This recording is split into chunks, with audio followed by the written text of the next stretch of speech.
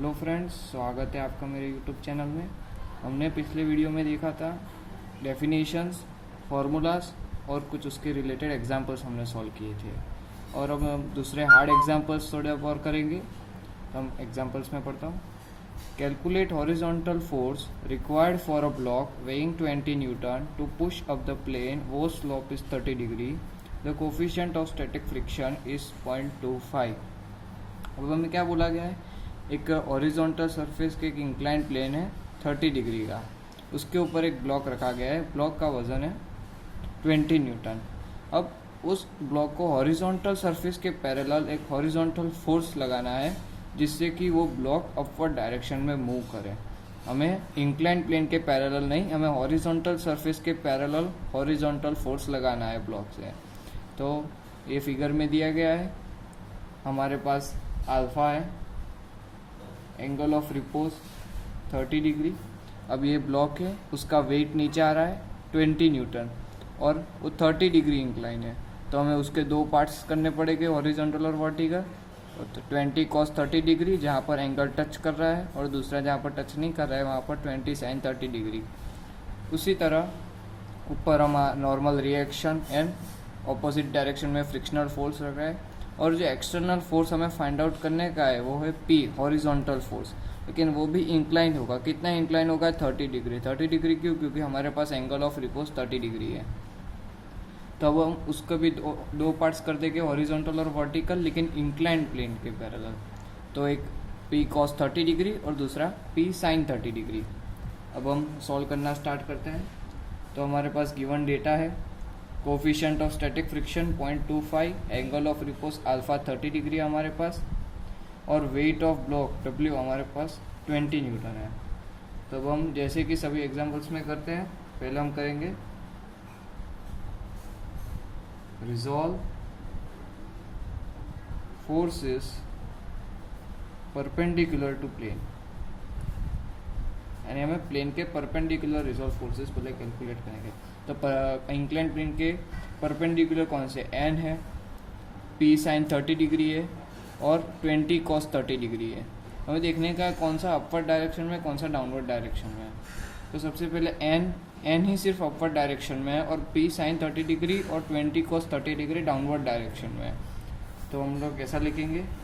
n is equal to P sin 30 degree plus 20 cos 30 degree, क्योंकि दो values है downward direction में और परपेंडिकुलर हो गया। अब हम इसे सॉल्व कर देंगे। n is equal to 0.5p plus 17.32। अब हमें ये इक्वेशन 1 मिली। अब इसके आगे ये सॉल्व नहीं हो सकता, इसलिए इक्वेशन 1 हम इसे लिख देते हैं। अब हम कोफिशिएंट ऑफ फ्रिक्शन की फॉर्मूला डालेंगे, F/n। तो हमारे पास n की वैल्यू है, f की वैल्यू हम फाइंड आउट कर देंगे। therefore कोफिशिएंट ऑफ फ्रिक्शन की वैल्यू है 0.25 इज इक्वल टू F/n। तो हम इसमें n की ये वैल्यू डालकर हम f की वैल्यू फाइंड आउट कर देते हैं। f is equal to 0.25 n। हमने n की वैल्यू बाद में डालेंगे, पहले हम सिर्फ इधर n इधर लग देंगे। तो हमको f की वैल्यू अभी 0.25 n टेम्पररी मिल गई। हम दूसरा लिखेंगे,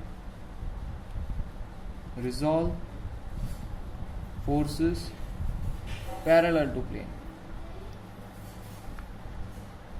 तभी पैरेलल में क्या क्या आता है? फ्रिक्शनल फोर्स आता है। अभी P cos 30 डिग्री आएगा और 20 sin 30 डिग्री। अब F और 20 sin 30 डिग्री लेफ्ट साइड की डायरेक्शन में और P cos 30 डिग्री वो राइट हैंड साइड की डायरेक्शन में है। तो हम इसको ऐसा लिखेंगे, F plus 20 sin 30 degree is equal to P cos 30 degree. तो हमारे पास F की वैल्यू है और n की इक्वेशन है हमारे पास। तो F की वैल्यू हम इधर लिखेंगे 0.25 n, ये न्यूटन नहीं है, n यानी नॉर्मल रिएक्शन है, प्लस 20 sin 30 डिग्री हो गया 10 इज इक्वल टू cos 30 यानी 0.866 और ये P का P। तो तो हमें मिल गई इक्वेशन 2। अभी इसके आगे सॉल्व नहीं हो सकता, यानी कि हमें इक्वेशन 2 मिल गई। अब हमें करना क्या है, सब्स्टिट्यूशन करने का है। तो हम क्या करेंगे, substitute value of n from equation 1 into equation 2। अब n की वैल्यू हम इक्वेशन 1 में से इक्वेशन 2 में डालेंगे, तो क्या होगा, 0.25 n है, यानी 0.25 n की वैल्यू हम लिख देंगे 0.5 p प्लस 17.32, ये n की वैल्यू लिख दी, plus 10 is equal to 0.866 p।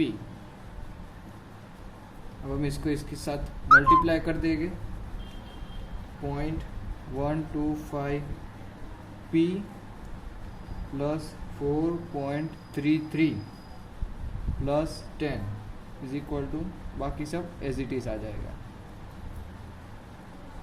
तो अब इसमें कॉमन खाली p है, तो हम इसमें से इसको सॉल्व करके, अगर हम इसको सॉल्व कर देते तो हमको p की वैल्यू मिल जाती है। तो हम लोग p एक साइड ले लेंगे और सॉल्व कर देंगे, 741 p। देयरफॉर हमें हॉरिजॉन्टल फोर्स मिल जाता है 19.34 न्यूटन, ये हमको मिला हॉरिजॉन्टल फोर्स।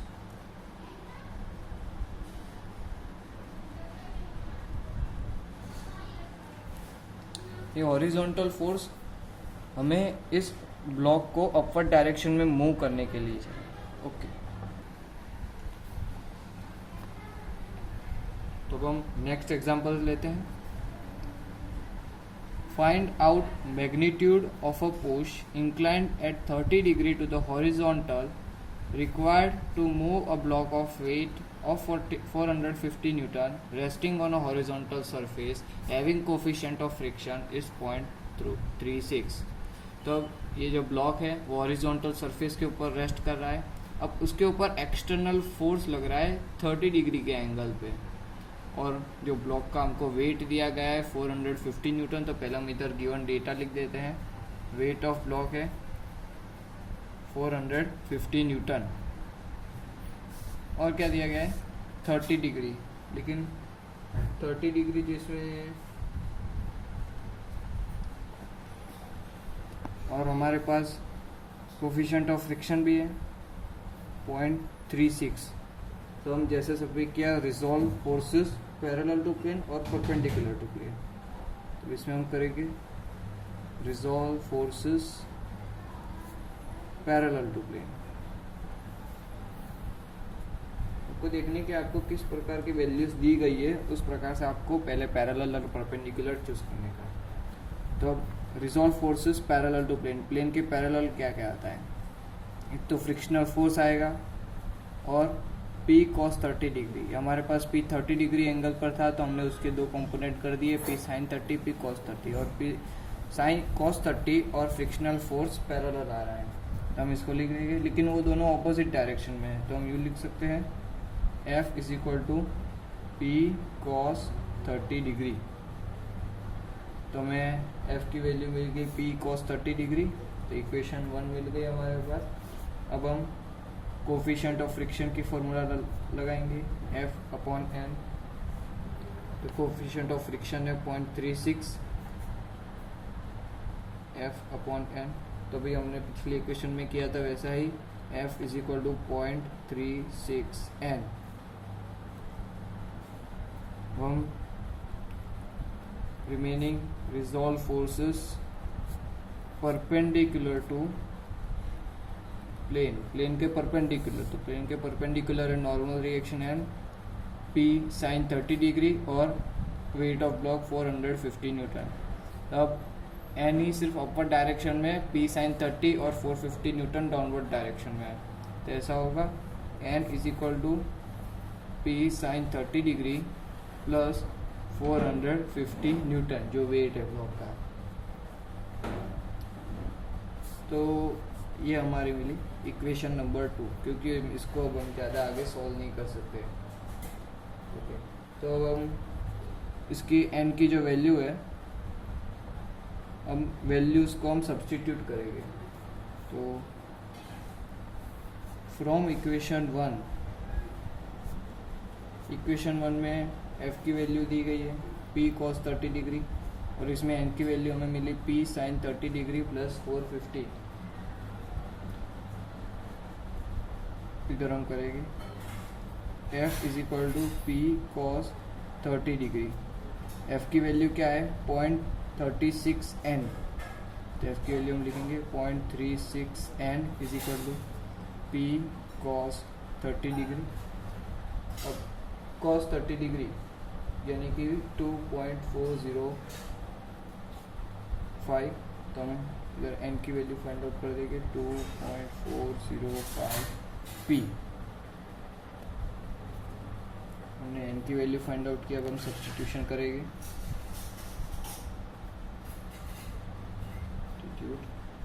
इन इक्वेशन 2 n की वैल्यू हम इक्वेशन 2 में सब्स्टिट्यूट करें 2.405 p is equal to p sin 30 degree plus 450। इसको सोल्व करते जाए 2.405 p is equal to 0.5 p plus 450, sin 30 degree का हो गया 0.5। तो p एक साइड आ जाएंगे और 450 एक साइड रहेगा, यानी 1.905 p इज इक्वल टू 450। और उसको डिवीजन में लाकर p फाइंड आउट कर सकते हैं। p मिला 236.22 न्यूटन। तो हमने ये जो फोर्स का मैग्नीट्यूड फाइंड आउट कर दिया है। पुश का मैं पहले से फिर से बता देता हूँ कि हमने एग्जांपल में क्या किया। हम जो ये पुश लगा रहे थे उसका मैं मैग्नीट्यूड फाइंड आउट करना था।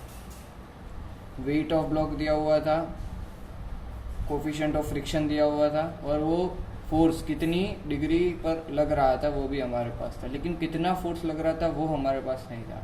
तो हमने वो जो एंगल दिया था उसको हमने दो पार्ट में डिवाइड कर दिया, p sin 30 p cos 30। Frictional force opposite direction में लग रहा था। हमने resolve forces parallel to plane पहले किया, f is equal to p cos 30 degree, तो हमें f की वैल्यू मिली p cos 30 डिग्री।